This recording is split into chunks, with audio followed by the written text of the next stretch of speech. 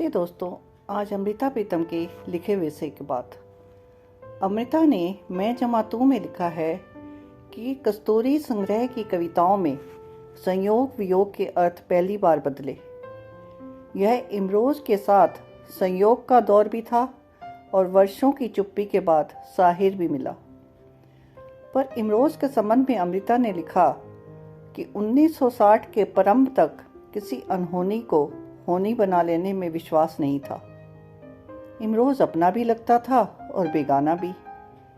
उस समय की कविताओं में खुशी और उदासी पानी में पानी की तरह मिली हुई थी और पानी में लकीरें नहीं पड़ती ना।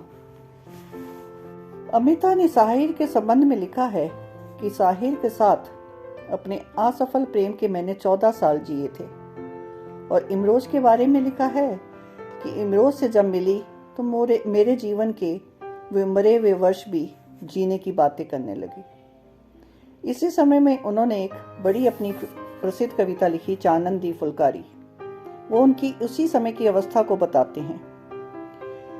चानन दी फुलकारी त्रोपा कौन भरे, चानन दी फुलकारी त्रोपा कौन भरे, अंबर दा एक आला सूरज बाल दिया, अंबर दा एक आला सूरज बाल दिया, मंदी ऊंची ममटी दीवा कौन तरे, मंदी ऊंची ममटी दीवा कौन तरे, चानन दी फुलकारी त्रोपा कौन भरे, अंबर गंगा होंदी गागर भर देंदी, अंबर गंगा होंदी गागर भर देंदी, दरदा दा दरियाई केड़ा कुट भरे, चानन दी फुलकारी त्रोपा कौन भरे, ऐ जो सानो अग रखवी दे चलियो तू, ऐ जो सानो अग रखवी दे चलियो तू, दिल दी बुक्कल बरदी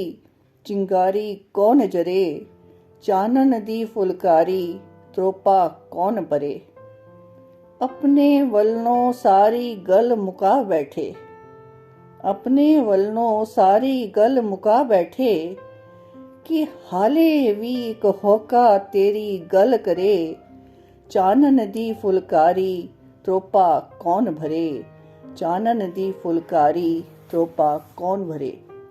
अमृता का यह गीत उनके आने वाले कविता संग्रह नागमणि में प्रकाशित हुआ। जब अमृता नागमणि 1964 तक पहुंची तो ये समय उनकी उदासी का समय भी था। इश्क के उतार चढ़ाव, यादें और उदासी का दौर अमृता की कविता में भी दिखाई देने लग गया था।